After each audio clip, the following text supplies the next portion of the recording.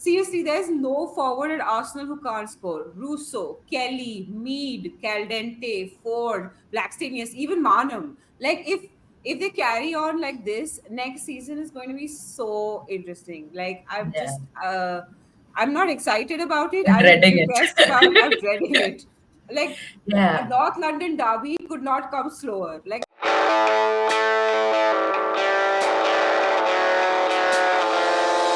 hello, all of you beautiful people out there. It's another game week of football. It's been a fun game week. Some interesting games, some very like lackluster games. But it's been fun nonetheless. Kai, how was your weekend? Yeah, it was just a decent week of football, I'd say. I think that football fatigue has really hit before the international Yeah, yeah, break. yeah, Um, Especially because there were a few midweek games for Chelsea as well, which were very intense. So even as a fan, it's been a roller coaster. So I'm glad it's come to yeah. an end. Yeah. Honestly, as a Spurs fan, this like break couldn't have come fast enough.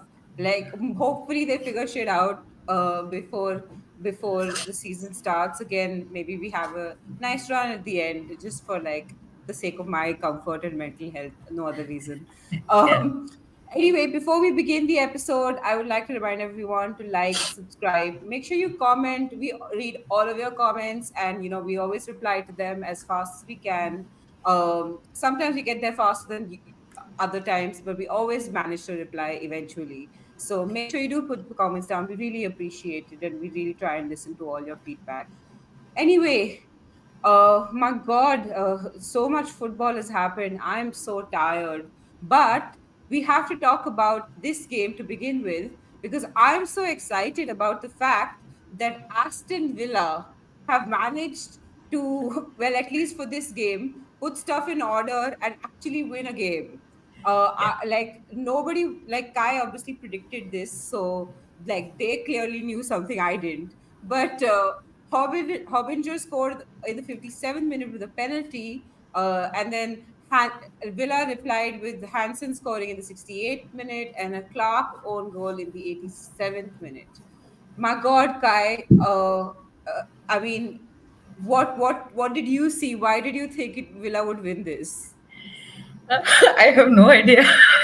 The fact of the matter is, I was just feeling adventurous.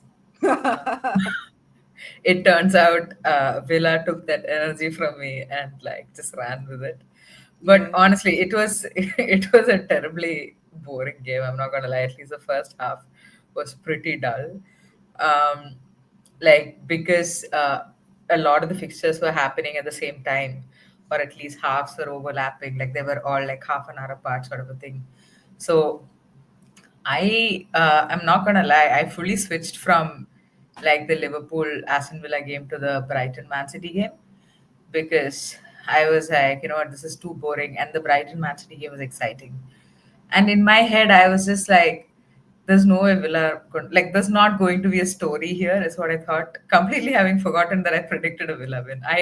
You know what, just we were tallying the score just now, and I was like, oh, I cannot believe I predicted a Villa win. When did this happen? You know?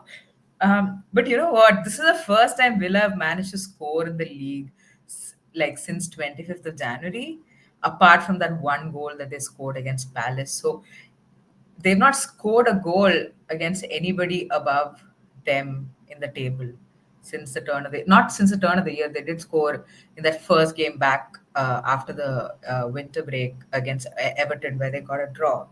But apart from that, like they've not scored a goal, and you could tell how much that goal meant to Villa because Kirsty Hansen scores that goal, and like Katie Robinson, who's like warming up by the touchline, like runs up to her, like she scored, I don't know, like a cup winner or something. So you could tell how much that goal meant to them, and mind you, it was like an equalizer, not even the winning goal. yeah. So yeah. Yeah, I think they were just surprised to score. But like you think like the second goal, like Liverpool were just so terrible on that second goal.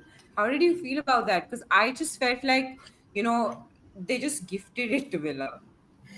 Oh, it was terrible. Like I think Jasmine Matthews was subbed out, and then Jenna Clark had just come onto the pitch, and it was just terrible defending. Like it was just bad from the Villa backline all round. Like I'm including Rachel Laws in this because, The like Liverpool Rachel, backline, you mean? sorry, Liverpool backline, yes. Rachel Laws had that all day long. Like the cross was coming into her, she did dive for it, and it wasn't a big dive or anything. It was well within her reach, and Jenna Clark had no business sticking her foot out like that. It it was just really bad from Liverpool. I'm sure they're going to be super disappointed, but yeah, I honestly like credit to Villa because I mean own goals again they don't just happen, right? Like you need to force them, and Yeah. I feel like getting that first goal, which by the way, like Kersey Hansen, what a goal from like a really tight finish, and a Yeah. beautiful assist from Missy Bookers. I think this was she's not had the best of seasons since she moved from Villa. Sorry, moved to Villa from Liverpool. So for her to perform the way she did today, like yesterday, was, she looked determined. She was easily the best player on the pitch for me. Like she Yeah. looked determined. She was going in for tackle. She was, she just like brought some serious energy to that Villa midfield, and yeah, I thought that assist was also phenomenal. It honestly deserved a goal, and I'm glad Hansen actually managed to finish it. But yeah, from like a Liverpool perspective, like I just felt like Liverpool did win a lot of the duels in the second half when I was rewatching the match. Like even in the first half, I feel like they were, like you would expect from Liverpool when they face a side like Villa, they are a physical team, and you know, and like a team with a lot of quality, like technical ability as well, especially in that midfield. But once Villa equalized, I was surprised that like the manager did not sub in Sam Kerr or Julia Bartel or somebody like bring in some creative energy into that midfield Yeah. because they looked a little out of ideas, and we know that like Olivia Smith did not even make the bench yesterday, so like they're sorely missing Olivia Smith. But yeah, I don't know if they were playing for a draw at one point, but it's I'm sure they're really disappointed because it was like an opportunity for them to pip Brighton to that fifth position if they'd Yeah. gotten a win actually, which they didn't, or maybe even a draw since Brighton lost yesterday. But yeah, they scored that late win. Villa scored that late winner, and I'm sure they're really disappointed. But I'm sure, they'll be looking to put things right in the FA Cup semis against Chelsea because that's a cup game. Anything can happen in a cup game. So it's an opportunity for Yeah. them. I mean, to be fair, they've had a tough cup run and they've knocked like people like Arsenal out of the cup. Yeah. So it's entirely possible. Yeah. I mean, they should be kicking themselves because it looked like Liverpool had gotten a second life in this like campaign, this season's campaign, and Yeah. then the Arsenal defeat happened, and I feel like they're still reeling from that. They Yeah. haven't.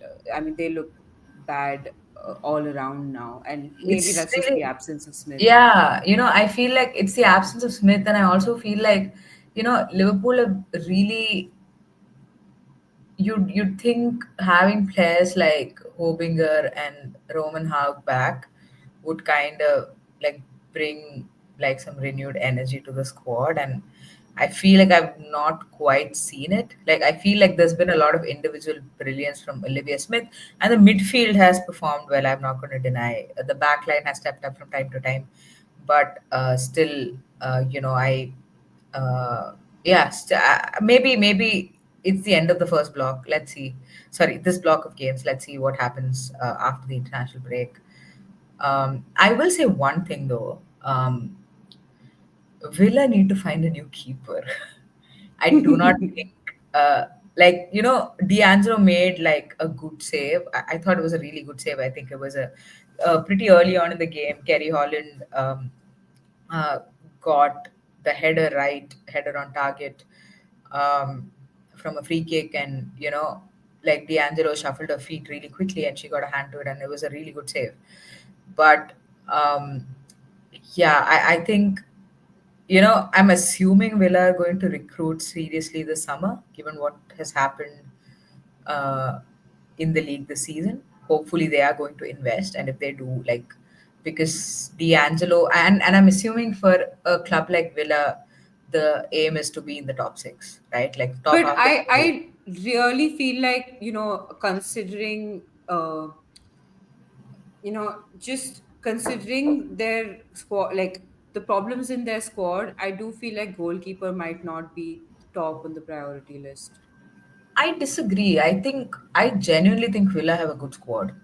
Like there are okay, maybe you can get like somebody in the midfield, maybe a winger as well. Yeah, like But if Olivia Smith is not like playing, what, like if you think about it,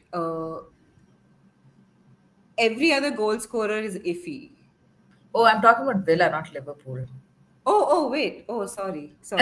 Wow, we've both been like confusing Villa and Liverpool back and forth. No, I'm talking about Sabrina D'Angelo, Villa's goalkeeper. Oh, right, And I right. Sorry, feel sorry. like she is a major, yeah, I don't think she has the quality to be a first choice goalkeeper for a team that is aspiring to be in the top six, in the top half of the table. But yeah, that's my last thought. But Ash, let's move on. We've been talking a lot about one team that is fighting relegation. Let's talk about the other one now. Crystal Palace versus Arsenal, finishing 4-0 to Arsenal. Beth Mead scoring in the 14th minute, a lovely finish from her, and a lovely cross from Chloe Kelly as well, right? And another goal in the 91st minute, Russo scoring in the 26th minute, and Swaby scoring an own goal, unfortunately, in the 77th minute. Ash, what did you think of this game? Another dominant performance from Arsenal. Uh, yeah, tell me. Yeah, listen, honestly, like Arsenal just seem to be going from strength to strength. Like I cannot, like I hate being the person who has to come out and praise Arsenal every week. It's very annoying. But like Palace, they just didn't stand a chance. They had zero shots on target. Like they made nothing. And generally, like Arsenal try and stretch the defense of the opposition by switching play from one flank to the other and like stretching the opposition. But I think by halftime they were 2 goals up and realized that they were leagues ahead of Palace. Like for the final goal, they just tore down the middle of the pitch. Like, and the Palace players could do absolutely nothing. I mean, to be fair, except the second goal, all the other goals came from crosses from the wing. Well, the last goal by Bethmead, the cross became the goal. But Yeah, I mean, you get the idea.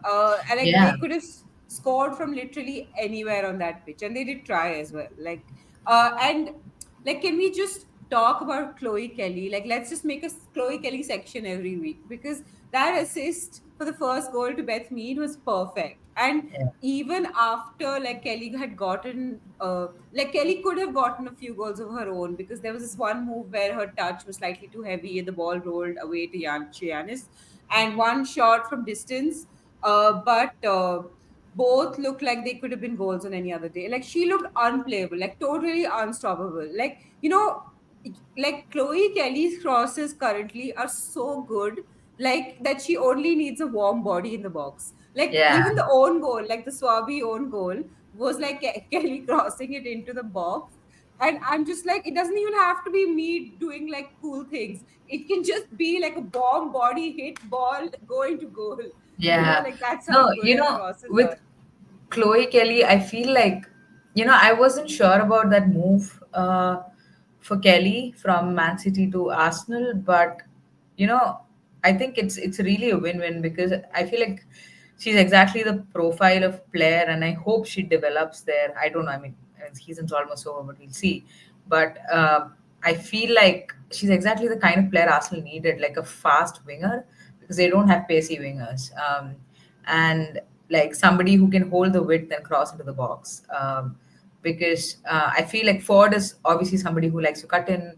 So does Beth Mead. So they really, really lose the width sometimes. And Ford is like a dribbly person, a Yeah. slow dribbly person, not like somebody who will just run onto the ball and like uh, like dribble fast with it. Like she likes to do a little step ons and stuff like that. Yeah, yeah, Uh, yeah. but yeah, I think it's a real win-win for uh, Arsenal and Chloe Kelly. But tell me a little bit about Arsenal's attack, Ash. What have Yeah, you made of them? I just feel like Arsenal now have the best attack in the WSL. Like it is debatable, but like City's up there as well when like Bunny Shaw and like Hempar fit. But just in terms of just like number of people, like even Beth Mead, right? She didn't play the best game. She didn't look perfectly match fit and sharp. But when it came down to it, ball is at her feet. It got to the back of the net, and like in fact, that first goal was a good assist from Kelly, but it was also in the air, and she shot a volley straight into goal, Yeah, which it was a requires beautiful so much finish. skill. It was absolutely an amazing effort, and granted, her second goal was a lucky break, but a goal's a goal. And I'm sure, like she'll maintain that she meant to do that. Like seriously, there's no forward at Arsenal who can't score. Russo, Kelly, Mead, Caldente, Ford, Blackstenius, even Manam. Like if they carry on like this, next season is going to be so interesting. Like Yeah, I'm not excited about it. I'm I'm dreading depressed about it. it. I'm dreading it. Like a Yeah. North London derby could not come slower. Like I hope it never comes. Yeah, no, I completely agree. I think I feel like Arsenal are where Chelsea were at in the beginning of the season in terms of like the number of people who could score goals and like just the sheer number of and I think at this point Arsenal have matched Chelsea's goal difference. So that's like an interesting thing to keep an eye out on because we know sometimes goal difference can play a role. Who knows? I mean, not this Uh, season. yeah, I'm not. I will not speak on it because I just saw Chelsea play yesterday, and my God. Anyway, but let's not get carried away. Tell me a little bit about Palace. Where do you think they're at? Like really there's not much to say about Palace, because Giannis pulled off a save or two, but like nothing could keep them in the game. Like they could barely deal with Arsenal's best, let alone score a goal.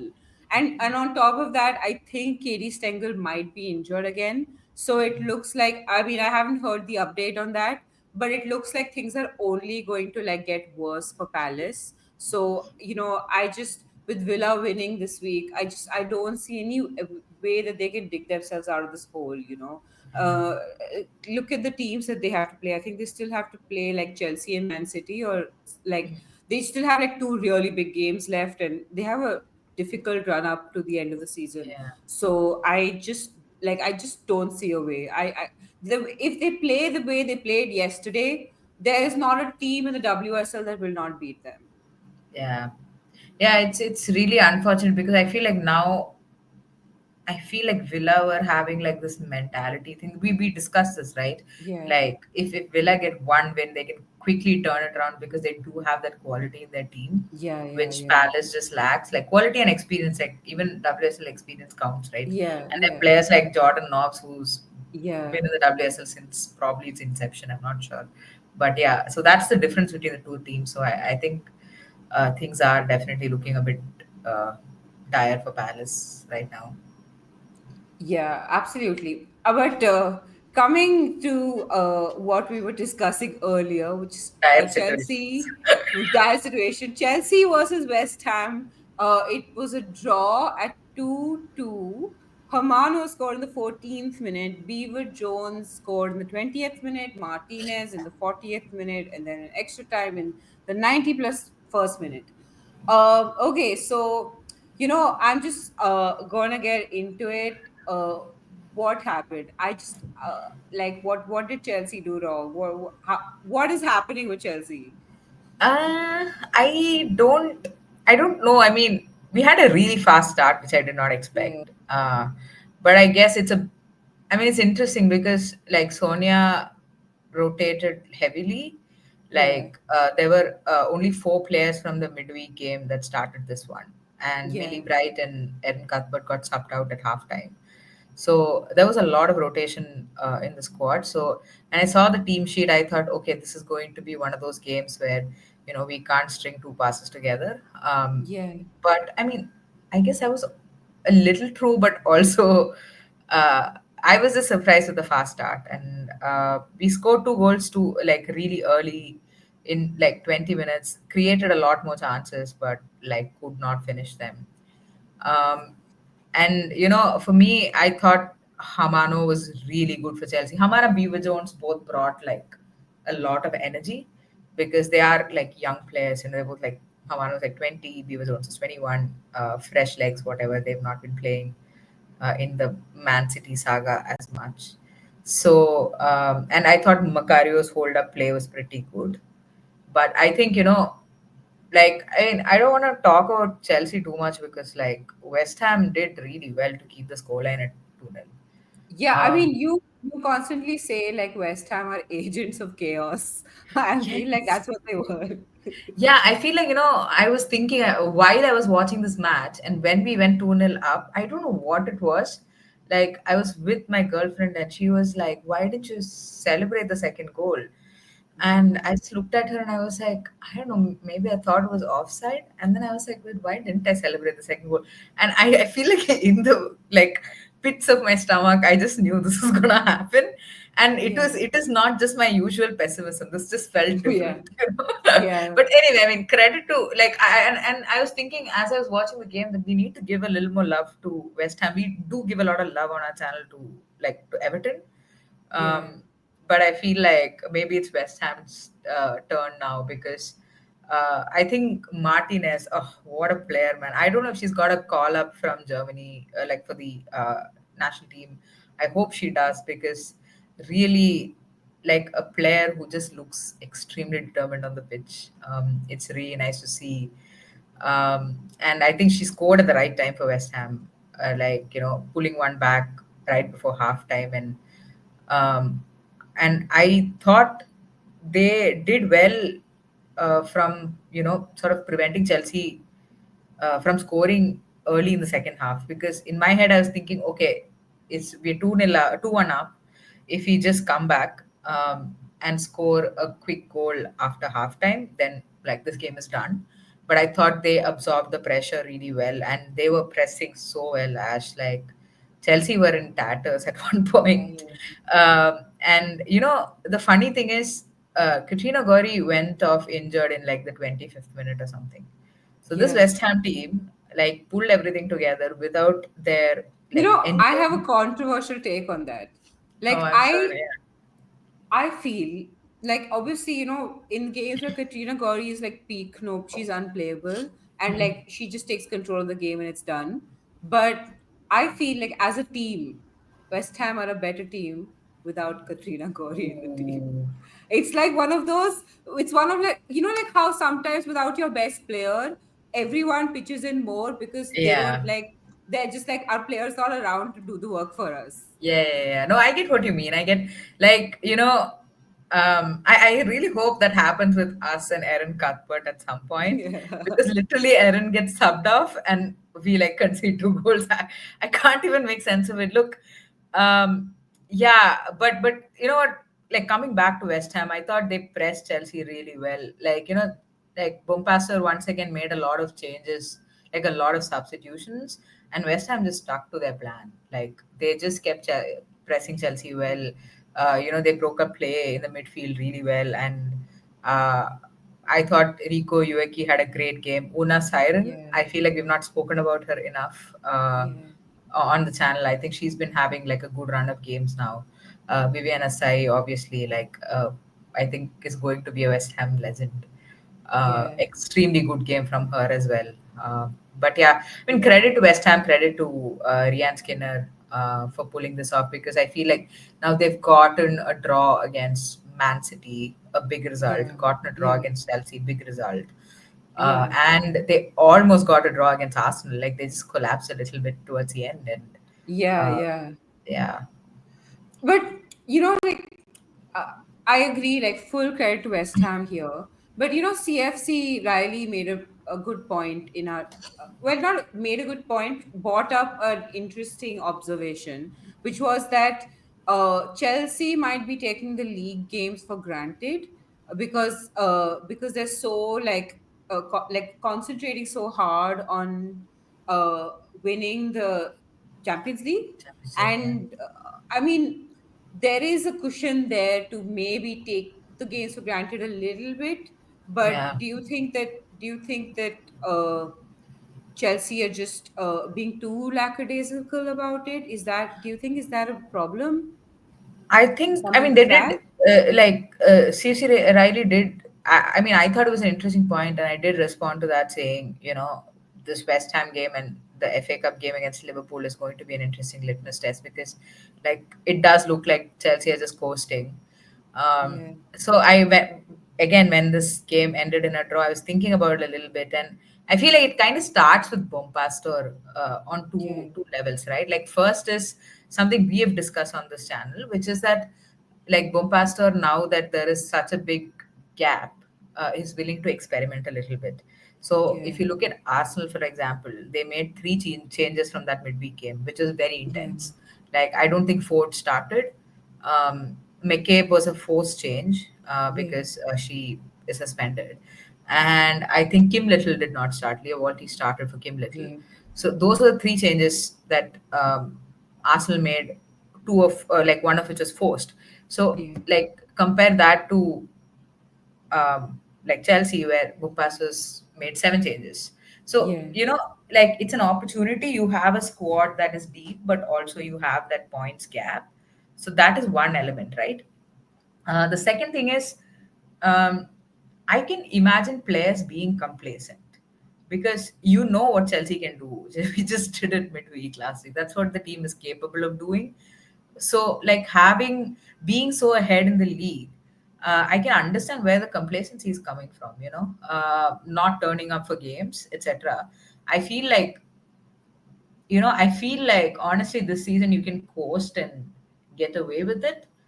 But the issue is, and I'm sure this is kind of probably where CFC Riley is also coming from, which is that you don't want that to affect your mentality long term. yeah, Because this is yeah. a team that is capable of, yeah, like in the Winning run the in, quadruple.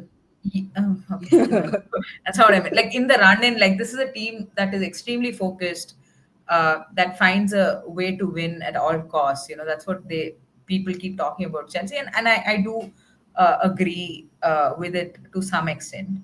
But the thing that I said earlier about it starting at the top from Bombastor, uh, I also think like Bompastor gets very experimental in her substitutions as well. This is a bit Hmm. that I find a little annoying about her in-game management. I don't think it's necessarily poor. I feel like it's just like she takes a lot of risks in her in-game management. Like for Yeah, example, taking off Erin and Millie, I understand. Like Millie Bright played like probably every minute in March, I think, which is 8 games. It's crazy. yeah, But taking off Nuskin for Walsh, I thought was ridiculous. Nuskin has not played two matches straight. She was on the bench, and Walsh has played a yeah, little bit. And I understand why you want to bring Kira Walsh. The idea yeah, is that like a Walsh, like a player of Walsh's profile, is somebody who's capable of bringing some kind of a control in the midfield. yeah, But the reality in the last, like since January, suggests that Kira Walsh has not caught up to the speed of the league. She is struggling. Like I've seen moments of brilliance. Like yeah, yeah, obviously, you see some of those like line breaking passes that she can do. Her yeah, ability to find space, her ability to spot runs of players. It's all incredible. But at the same time, defensively, that calmness that you expect a DM to bring, she's not able yeah. to yet. But like Um, just to give a counterpoint, how does she get there without playing? Like, and this is like these are the you like you said these are the games in which you can experiment. Hmm. So if you give her game time, if she comes up to speed, uh, like that just accelerates your Champions League and like cup tournament and like everything. It accelerates Yeah, I everything. think that's a And like fair point. when it works like captain, right? We were talking about captain in the previous episode. Hmm. When it works, now you suddenly have a young midfielder who's capable of like changing a game, you Yeah. know um and like even with like Aggie Beaver Jones and all these players, like you don't feel as scared to put them on or Yeah, scared to yeah. even start them, because she's done so much like chopping and changing. Everyone's been playing. Yeah. No, I agree. I think I can get on board with what you're saying. Like, you just have to like bring her up to speed in game. There's no other way. You're right. The other thing that annoyed me more than the Kira Walsh thing was playing Mia Fischel on the wing. Yeah. Like Kat McCurry was also on the pitch, who was doing a lot of holding up the ball, and her back to goal play is good. Mia Fischel is like a similar profile of player when it comes to being in that number 9 position. So it was just like Kat Macario and Mia Fischel were just holding up the ball. Nobody was making runs. Like, what is Yeah. going on, man? Like anyway, it was it's end of a really tough block. We have won one trophy, qualified for the semi-finals of the Champions League, 6 points clear.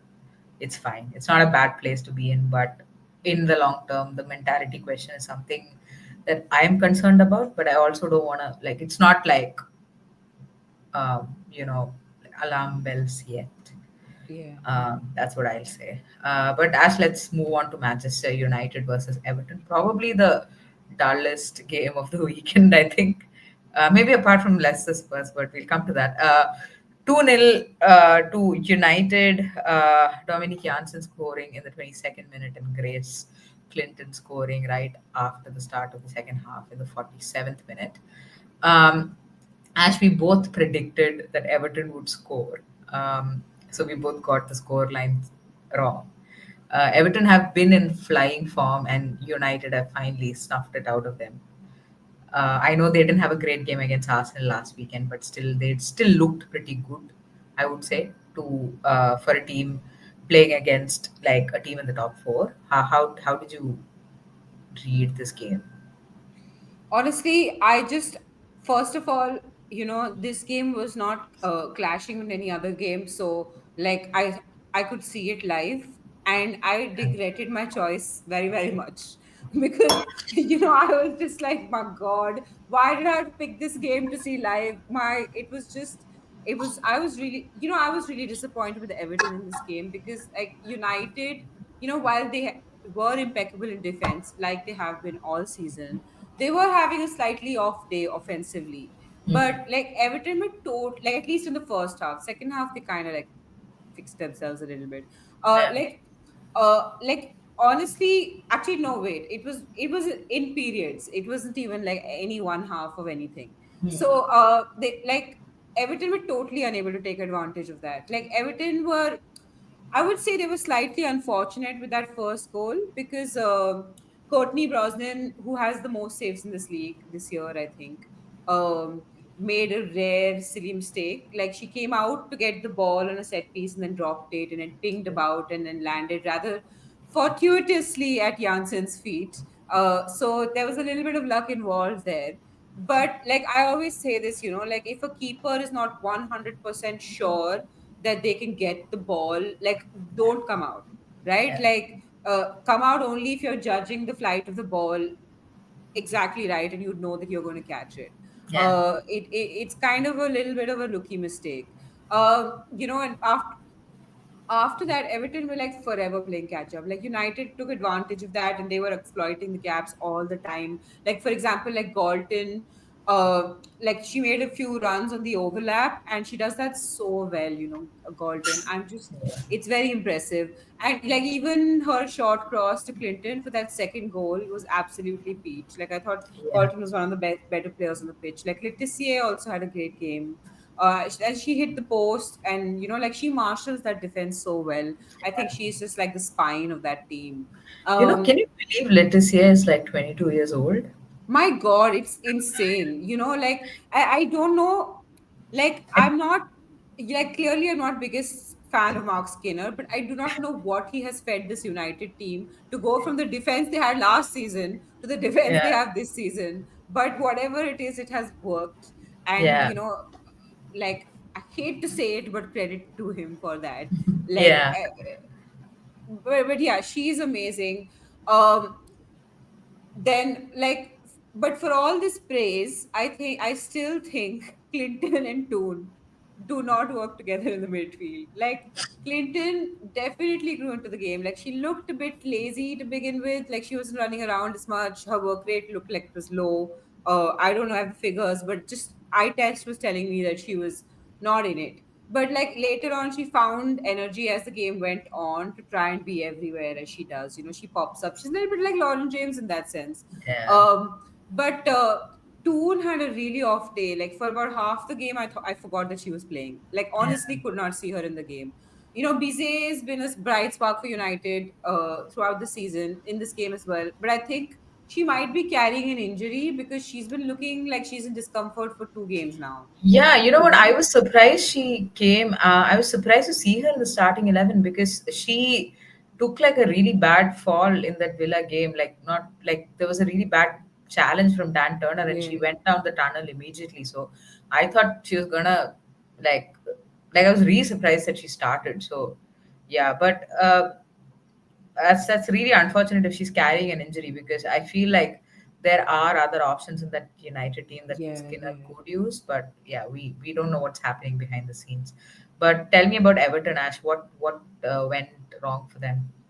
Like, I'm so angry with Everton. Like you can't be the Kelly Gago team, right? Like Tony Payne, we've been praising, Snoyes and Payne and all of them, like in the previous episodes.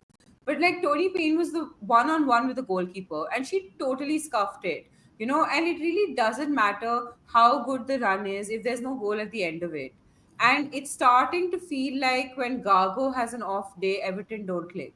Like, I Yeah, mean, I mean, Gago had a few bright spots, like some fun back passes and dribbles, and that she's always exciting to watch because she does like these fun things that yeah, they don't result in anything, but they're fun to watch anyway. yeah, But she kept like drifting to the wings, and that's the job of your teammates. Like your job is to be there in the box. So I was getting so annoyed with Everton.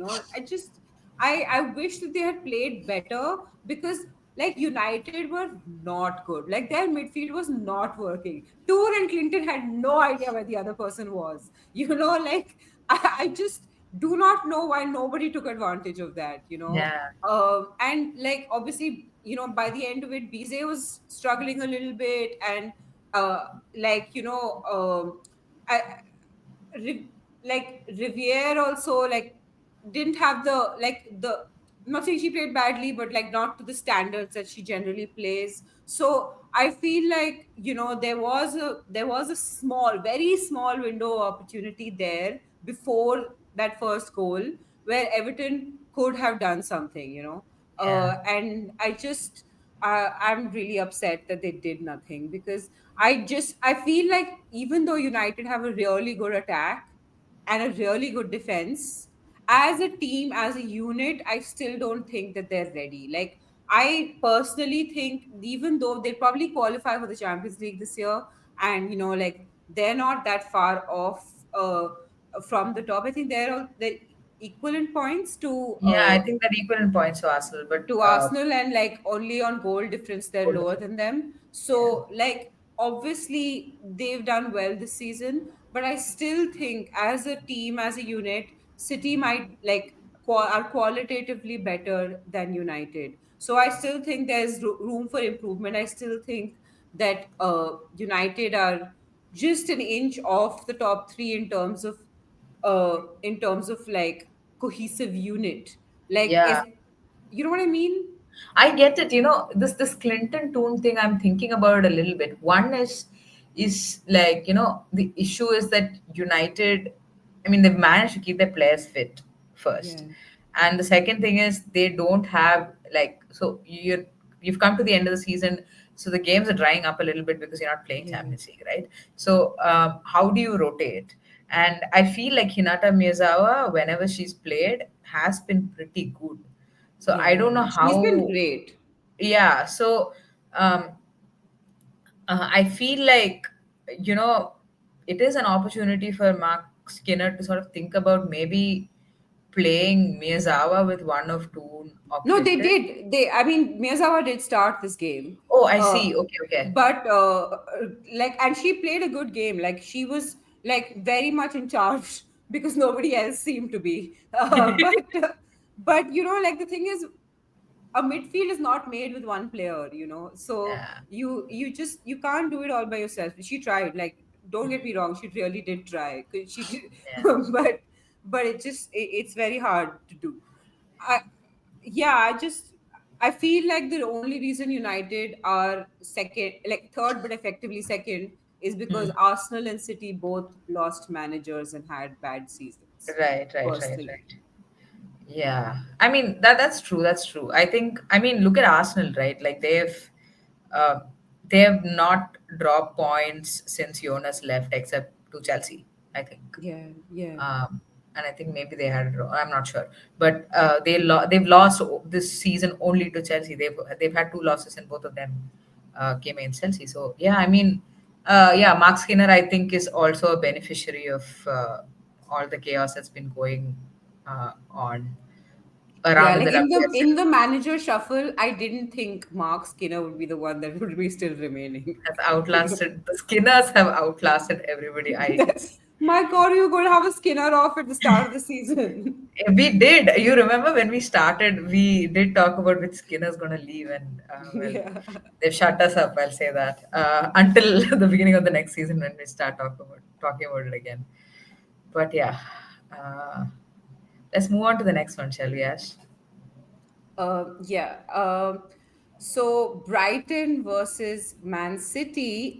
This was also an interesting game. Kasper Ice, 37th minute, Miedema scored in the 90th minute, and Rule in extra time in the 92nd minute. My God, that last few minutes was just chaos. How did you feel about this game? I thought Brighton were actually, perhaps the better team. Yeah, you know, this is probably my favorite game of the weekend. Uh, Yeah, like I did switch briefly to the Liverpool versus Villa match, but yeah, I mean, like I do think Brighton were like slightly better than Manchester City, but ultimately it's not saying much because City are battered and bruised and also fatigued. Like yeah, Alexandri literally had to pull out after the warm up, which meant that Lara Weinreuther sort of stepped in at fullback and Lazel was shifted from fullback to centre back, I think. So there was those last minute changes that happened, but Brighton did win like more of the 1v1 battles, and I thought Fran Kirby was immense. But ultimately, I think the difference between the two teams was like how many, like the kind of chances they created. Like Brighton had 23 shots to City's 12, but had only four on target to City's five. And, it's not a yeah, big difference, but if you are taking 23 shots and managing to get only four of them on target, like that shows, just the quality of the chances that you're creating. But yeah, I mean, Fran Kirby, man, what a player. I think she was everywhere. She was like that creative, like she is the point from which all the creativity came for Brighton. Like, yeah, such like, she was moving the ball forward. Like, the thing that probably Brighton expected Fran Kirby to do when they signed her, which is like be that bridge between like defense and attack. yeah, yeah, Uh, yeah, I hope she can stay fit for Brighton because what she can bring to that team like next yeah. season, I hope she can continue this form into next season. I think she's been like phenomenal. Um, Yeah. But like honestly,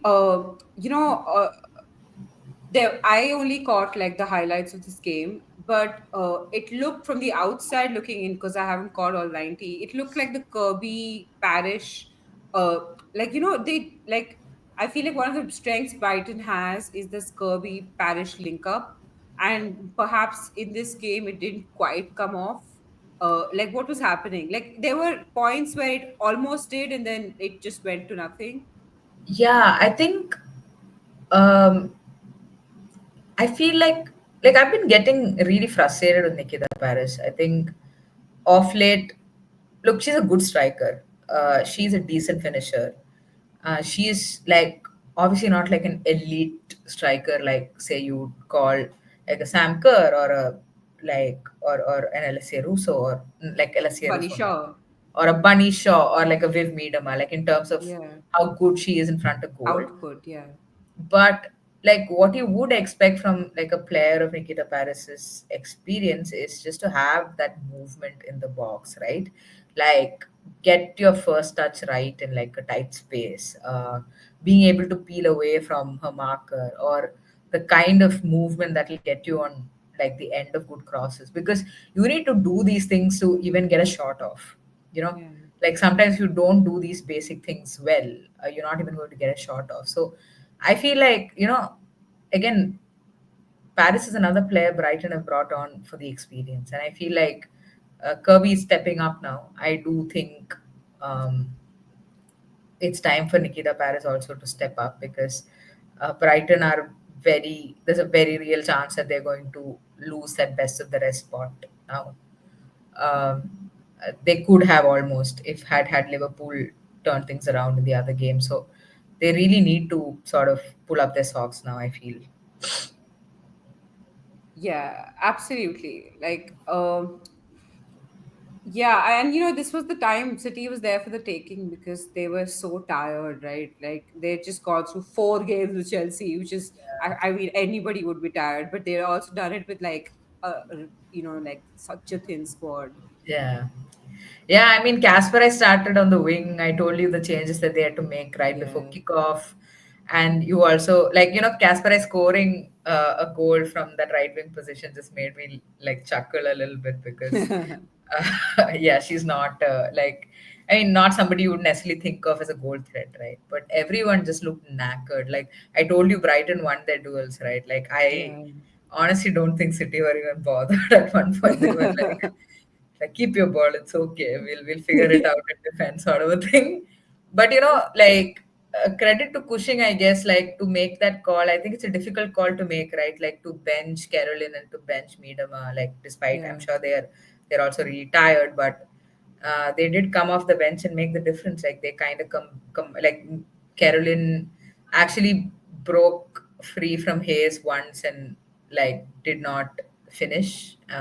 This time around, she put in a decent cross, and it was just poor defending from Brighton. Like you let Miedema unmarked, just in the box, you're gonna pay the Of price. all the players, Miedema, like, Yeah, you just don't leave. I mean, it was unfortunate. Like I think Hayes and Thoris daughter should have done better there. I feel like they both got dragged out of position to kind of trying to head the ball out, and then Miedema was just in space. So yeah, that was that game. It was a really fun game. Probably my favorite game of the weekend. But Ash, let's come to Leicester versus Spurs. Spurs finally scoring a goal. Yay! We did celebrate that, but they also scored an own goal. So basically, hang on, I have the. Oh yeah, uh, another rivaling own goal. I thought it was Matthew it was Oroz who scored. Rybring. Yeah, it was. I when I was watching it, I thought it was Meteoros because Meteoros was inside the goal You know what? when it's. It's But funny. It's funny because today Spurs Twitter handle, like Twitter page, they tweeted "Mighty Matey," and I was like, yeah, "Did she score an own goal yesterday?" yeah. No, But it's just anyway, uh, another like rivaling own goal in the yeah. 55th minute, and Drew Spence scoring in the 62nd minute. Go Ash, your turn to My talk. God, I can't, there was at one point where I was just like, you know what, I'm just going to delegate all the Spurs games to Kai because I just cannot talk about them. I'm just so like heartbroken, like I did think a draw was a fair result. And, it might be considered unambitious of me, but I'm happy we scored a goal. We have not scored a goal. Like the last time we scored a goal was against Palace. That was like 5 games ago. Anyway, Yeah, I was like I know there are people saying like that Spurs had 11 shots on target and 23 shots in total to Leicester's 2 shots on target. But honestly, it doesn't mean anything if you don't score. So like draw totally fair, 100% fair. Like Leicester allowed Spurs to come at them knowing their total inability and lack of confidence to put the ball in the back of the net.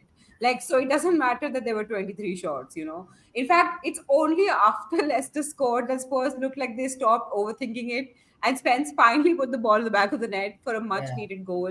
Like I'm just getting, and also I'm getting tired of the number of own goals we score, you know. Like I don't have a stat on this, but I feel like to the depths of my soul that we must top the charts for own goals. Yeah. Like we have a player like Rybrink, I swear, like I think the point of her in the team is to score own goals, you know.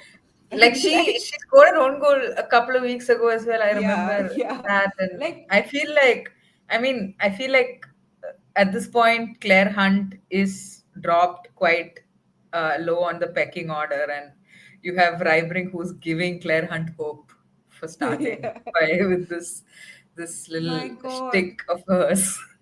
Yeah, it's just ridiculous. Anyway, like just to keep it short, like I'd like to give plaudits to one Leicester player who looks like a really promising talent, future talent. Um, so Shosano, I think is how you pronounce her Yeah, name. yeah, yeah, yeah. Like she's 20 and has had a couple of opportunities all season, but in the last two games against Brighton and Spurs, like she's looked really dangerous on the wing. I look forward to seeing more from her. Yeah, I think she's one of the players that Amadine Miguel, sorry, brought with her from France. France, Yeah, yeah, France. yeah, let's not bother. Yeah, but anyway, that's that. Ash, do you want to take us through our fan Yeah. funded corner? So, fan pundit corner time. To recap, Kai and I basically do a predictions competition. You get 3 points for a correct score line and 1 point for guessing the right outcome in the game. So, to Kai is currently at 19 points and Ash is at a measly 12 points. So, Kai is absolutely kicking my butt.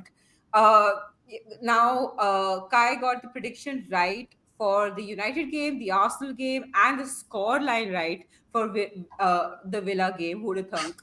Ooh, And I got the prediction right for the United, Arsenal, and City games.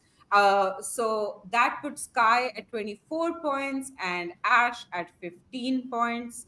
We'll probably be doing the predictions for the next round of the WSL when it starts again in a preview episode. So you make sure you look out for that just so you catch our predictions.